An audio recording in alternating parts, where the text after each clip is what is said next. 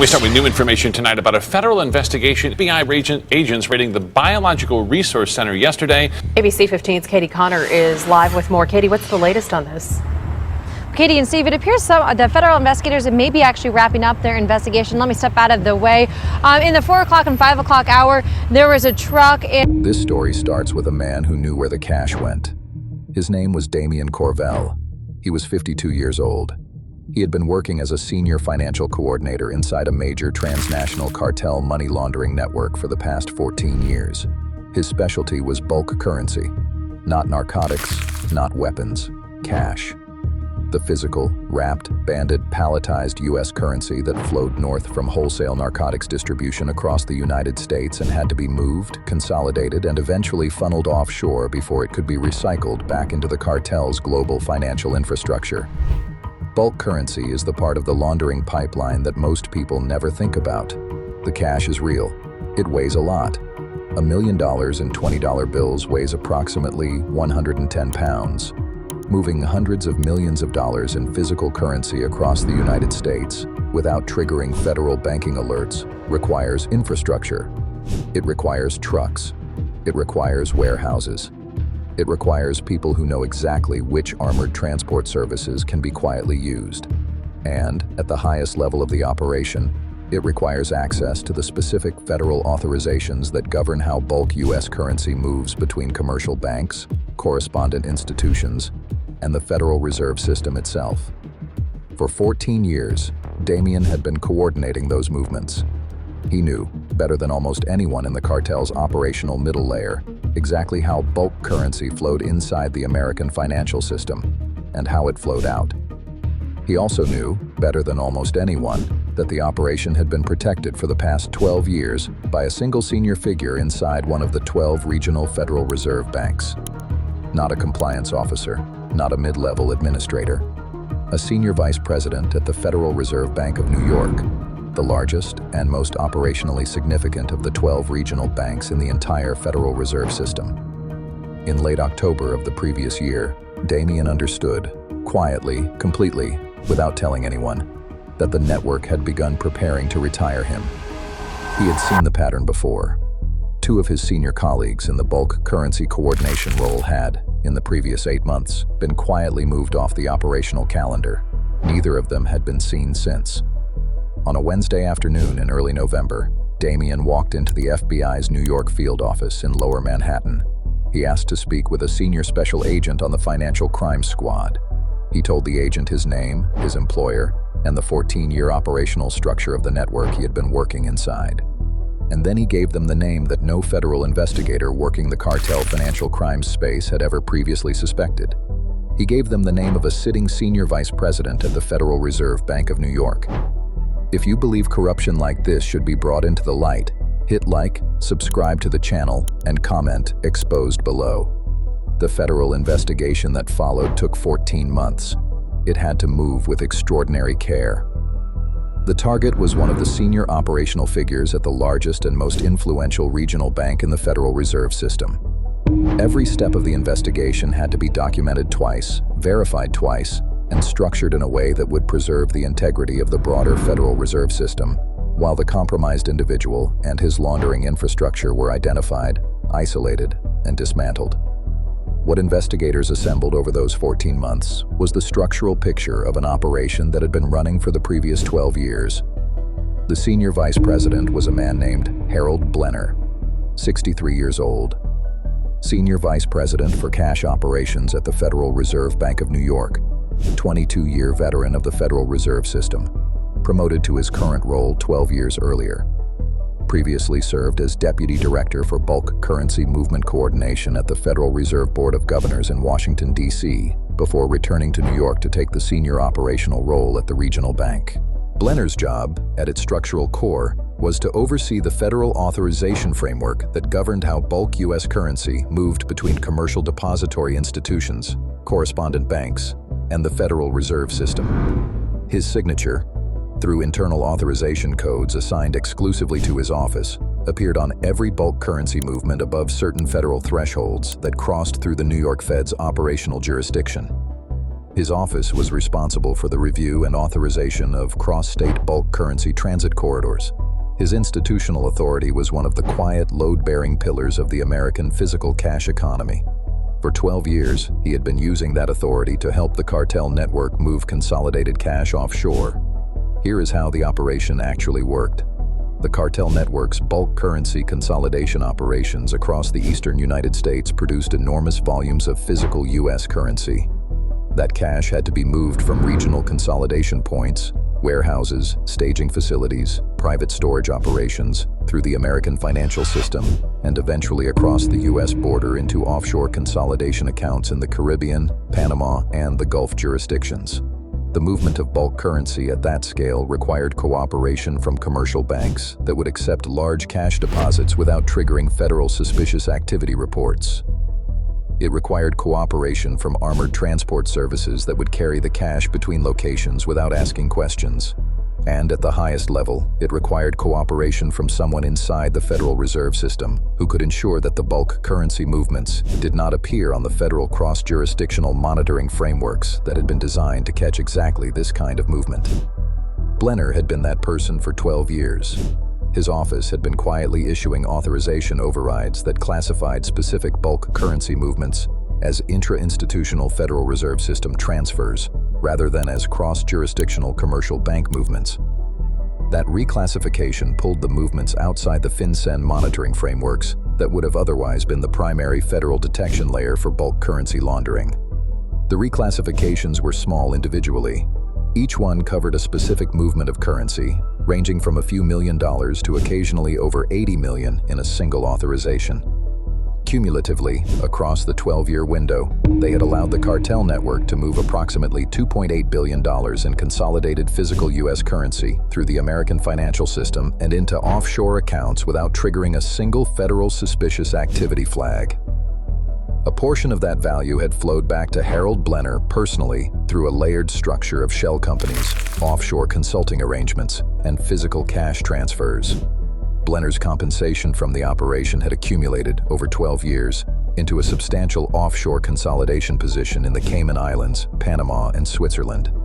His personal financial footprint reflected the operation. A 10-bedroom estate on approximately 14 acres in the Hudson Valley of upstate New York, purchased 6 years earlier for $6.4 million through a corporate trust. A condominium in the West Village of Manhattan, a vacation property in the Berkshires, a private art collection valued at approximately $12 million.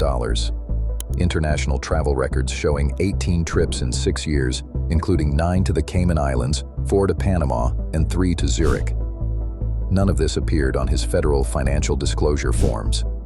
The man who had built the strategic architecture that protected Blenner's role in the operation was a private consultant named Nathaniel Cordish, 67 years old, former general counsel of the Financial Crimes Enforcement Network, FinCEN. Before that, 16 years as a senior policy advisor at the U.S. Department of the Treasury on bulk currency movement enforcement protocols. Before that, 12 years as a federal prosecutor with primary responsibilities in financial crimes and money laundering cases. Nathaniel Cordish had spent 31 years on the federal side of the bulk currency laundering enforcement system. He had personally written internal FinCEN guidance on the detection of Federal Reserve System infiltration patterns. He had testified before congressional committees on the structural indicators federal investigators looked for in cases involving senior financial system officials and cartel-linked laundering networks. He had once helped draft the authorization override protocols that Blenner was now, quietly, abusing from inside the New York Fed. He had retired from federal service 11 years earlier. Within 8 months of his retirement, Harold Blenner, then in the operational planning phase of what would become the 12-year operation, had quietly retained him as a private strategic advisor through a corporate cover called Continental Financial Advisory, LLC, operating out of a commercial office in Midtown Manhattan. Inside the encrypted communications archive that investigators eventually recovered from Cordish's operational server, his code name was the Comptroller. A message in the archive, written 7 years into the operation, read, "Federal bulk currency enforcement is built around the FinCEN cross-jurisdictional monitoring framework. Every dollar we reclassify falls outside that framework. The framework itself is doing exactly what it was designed to do. We are simply operating in the space the framework has never been designed to see. Harold Blenner held the authorization authority inside the New York Fed. Nathaniel Cordish had built the system that allowed 12 years of bulk currency reclassification to remain invisible to every federal financial crimes enforcement protocol that had ever been designed to catch it. Until Damian Corvell walked into the FBI's New York field office on a Wednesday afternoon and gave them the name at the top of the operation. The raid happened on a Thursday morning at the Hudson Valley estate. At 5:14 a.m. on a Thursday in early February, a federal judge in the Southern District of New York signed simultaneous search and arrest warrants for 16 locations across New York, New Jersey, Connecticut, and the offshore consulting infrastructure operating in Midtown Manhattan. At 5:42 a.m., the order went out. Execute. Location 1, Harold Blenner's Hudson Valley Estate, a 12,400 square foot main residence on approximately 14 acres of private property. FBI and IRS criminal investigation tactical teams approached the estate through the main access road and through 2 coordinated secondary tactical entry points along the property's perimeter. The estate's private security personnel were secured without resistance. Federal agents entered the main residence at 6:04 a.m. Harold Blenner was inside the residence. He was awake, dressed for the workday, preparing to leave for the New York Fed. He did not resist. He asked twice whether the warrants had been reviewed by a senior federal judge and whether the Federal Reserve Board of Governors had been notified. The agents confirmed the first. They did not respond to the second. Inside the residence, agents recovered 5 burner phones, 3 home office laptops with active encrypted messaging sessions, a wall safe containing approximately $1.6 million in cash and gold bars, and a hidden floor compartment beneath the estate's private library containing a leather-bound coordination ledger documenting every bulk currency reclassification across the 12-year window, along with offshore banking documentation tied to accounts in the Cayman Islands, Panama, and Switzerland. Location 2, Continental Financial Advisory Office, Midtown Manhattan. Nathaniel Cordish was inside the office at the time of the raid. A document shredder was operating. Inside a back office, behind a built-in cabinet, agents found a black rack-mounted server, running, active, and transmitting. Cyber analysts began extraction immediately. Cordish did not resist arrest. Location 3, Nathaniel Cordish's residence, Upper East Side. Cordish was already in custody at his office. Inside the residence, agents found a home office server concealed inside a built-in cabinet in a private library, backup drives spanning the full 11 years of his post-retirement operational record, a wall safe containing approximately $1.4 million in cash, and a hidden floor compartment containing 6 foreign passports, 5 in different names. Location 4, Federal Reserve Bank of New York, Senior Cash Operations Suite. A secondary FBI team executed a federal warrant on Blenner's office suite at the New York Fed. The warrant had been carefully structured in coordination with the Federal Reserve Board of Governors and the Office of the General Counsel of the Federal Reserve System to preserve the operational integrity of the New York Fed's broader cash operations while isolating and securing the specific authorization records tied to the investigation. I want to come back to Damian Corvell, because there is something about how this case actually broke that I think matters more than any of the dollar amounts. The case did not break because of federal counter-cartel financial surveillance. It did not break because of FinCEN cross-jurisdictional monitoring. It did not break because of Federal Reserve System internal audits. The case broke because a 52-year-old financial coordinator inside a transnational cartel network decided, in the late autumn of the previous year, that the people he had been working for were about to move him off the operational calendar in the way they had already moved 2 of his colleagues. He walked into the FBI's New York field office on a Wednesday afternoon. He gave them the name. He gave them the name knowing that his cooperation would mean walking away from a life he had spent 14 years building. He gave them the name knowing that his wife and his 2 adult children would have to leave the only city they had ever known. He gave them the name because he understood that the federal system, which had spent 12 years reviewing bulk currency authorization patterns at the New York Fed and finding nothing wrong, would never find the reclassification pattern on its own, and because he understood that if he did not give it to them, no one would. If a laundering network this large could operate for 12 years inside the largest regional Federal Reserve Bank in the United States, moving $2.8 billion in consolidated bulk currency through the center of the American financial system while every formal oversight mechanism functioned as designed.